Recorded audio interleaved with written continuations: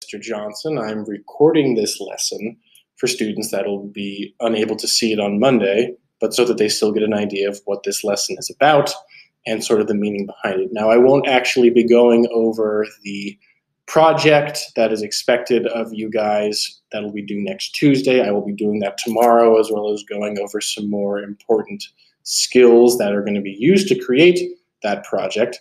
Today, I just wanted to talk about the meaning behind a lot of the work that you'll be creating, as well as sort of discussing the importance of this lesson and what we're trying to do here. So to begin, this is a lesson about planning and or executing a project. So what that means is that this lesson aims to teach you guys about creating work and about developing ideas and thinking about how you want to display an idea through your work. So that's kind of the main goal, especially when it comes to work that has a very emotional or impactful importance behind it. And we'll get into that in a second. So again, this is a lesson about you guys planning and creating work. So that's kind of the idea. So moving on to the sort of meaning that I mentioned before, what we're going to be talking about relates a lot to what you guys did last week. So last week, you guys created work out of non-traditional art materials. So this week, we're going to be doing something very, very similar, because we're going to essentially be doing the same, almost the same thing, but this time we're going to be paying more attention to the meaning and importance behind those materials. And that leads me to my first question is, do materials themselves have meaning or have importance? And what I mean by that is, if you look at, say, a chair or a guitar, do those materials themselves have importance or a meaning or a sort of impactful existence behind them? Or are they just simply objects? And if you guys want to, feel free to be sketching a little bit or writing out your answers to these questions. And we'll be doing some sketching in a second, but first we're going to be thinking about that question again. Do materials have meaning, or does it require someone to give them importance? Now, bringing this over to you guys is, what sort of materials do you have that are important to you that you think could be included in a work of art? So again, think back to the work you guys did last week. Think about what materials you used and sort of think to yourself, what kind of materials that I have in my life, be it objects, art materials, non-art materials, whatever you may think it is, that are very important to you, that have a lot of importance in your life, what of those objects do you think you could include in art in a way to sort of, again, express the importance to other people? So what I'm going to have you guys do, and this is mostly for students that are going to be online and won't be seeing this initially on Monday, is I want you to be sketching out some materials, art objects or otherwise, that are important to you. So this could be your video game control, your video game consoles, your computers, your favorite books, whatever it is that is really important to you. And you'll be turning this in over Canvas later, but this is what I want to see. I kind of want to see sketches of what is important to you guys. So after you've done that, what I want you to try doing is sketching out an interesting way that one or a few of these materials could be incorporated into a work of art. So I want you to think about those materials that you just sketched, and then I want you to try to sketch them out in an interesting artistic way. Like, how can you make a Xbox or a PlayStation into a piece of art? How can you include that into a piece of art? So that's what I want you to try to sketch out. I only really need one. I don't need you to do every single material that you sketched, but that's kind of what I want you guys to do. So moving on, after you've either finished, so feel free to work on these sketches as we're moving, but we're going to be looking at some examples of materials or objects that in the world we live in today could have a lot of meaning and importance, either put on by a lot of people or maybe just by a small amount of people. So the first ones we have here are the American flag and, of course, a video game controller. But the American flag itself is a very interesting symbol and material and object because it has a lot of meanings to a lot of different people. And of course, everyone's meanings, importance, or thoughts behind it are going to be different, and that's what makes it a very interesting thing. And you can do a lot of artwork with the American flag, I think. But I'd leave that up to you guys. Video games are another interesting one because I think a lot of people have different opinions on video games. I've seen many people argue that they are art, that they aren't art, or that they're bad for you or that they're good for you. There's a lot of different ways that you can look at video games. Personally, I have a lot of very good memories of video games. I used to play a lot when I was in high school and junior high. So when I see video game controllers, it brings me back to the happy thoughts that I had when I was younger. And that could be everybody currently, or that could be nobody. So again, the importance is looking at these materials and finding a way to express how important they are to you, and to think about that as you're sort of planning out your work.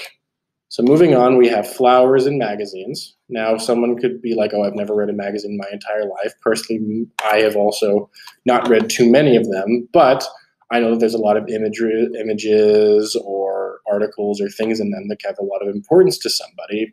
If, say, they're about, I don't know, if they're about certain politics, or if they're about a certain celebrity or athlete you really like, and that could be really important to you because you could think, man, I really like that person, or I really like that idea that they're talking about. And then flowers are, not the same, but flowers could have a lot of meaning behind them.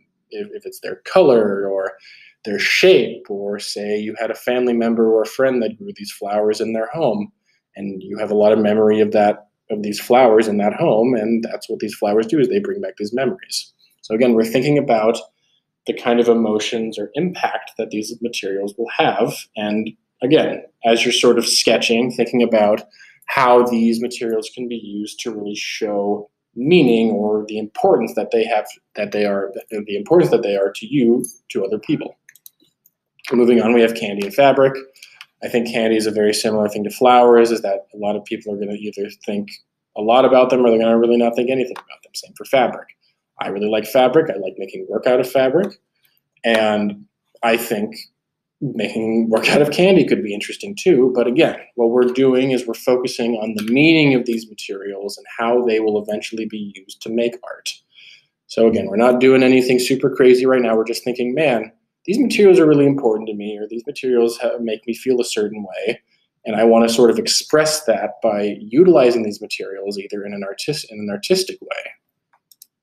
So let's look at some artists that have used materials in an artistic way in order to express certain emotions or certain feelings that they have. So this is Ronnie Quavato.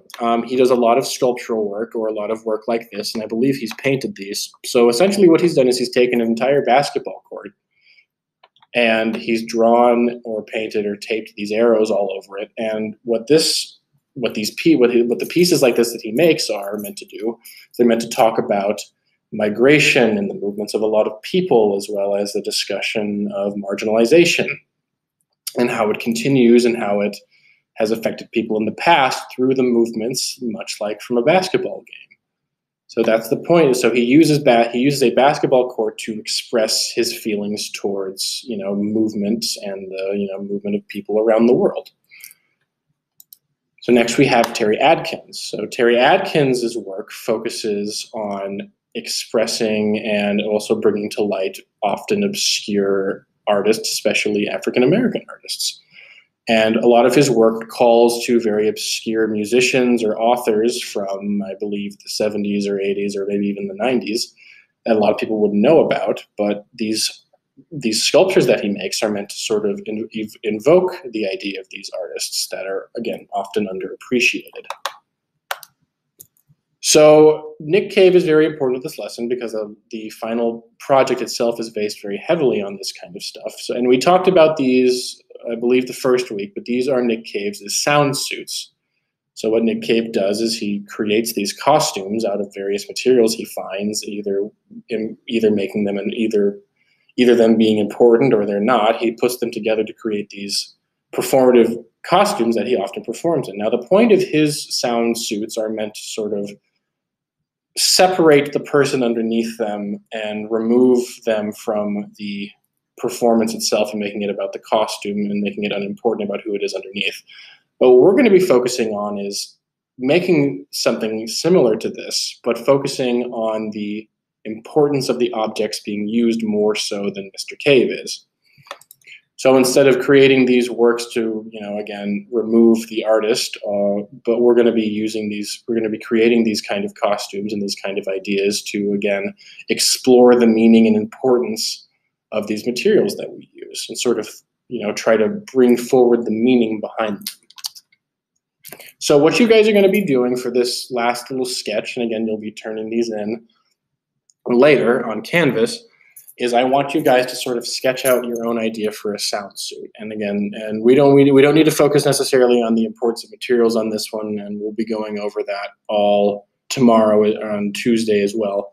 But what I want you guys to do is I want you to sketch out your own idea for a sound suit. So I want you guys to think to yourself, what kind of materials would look really cool in a costume? So if it's a bunch of bells, or if it's a bunch of tiny cars, or if it's even just a bunch of like bones or something like that. I want you to think about creating a sound suit and just sketching one out. It doesn't have to be super complicated. I just kind of want to see you guys make your own sketch of a sound suit.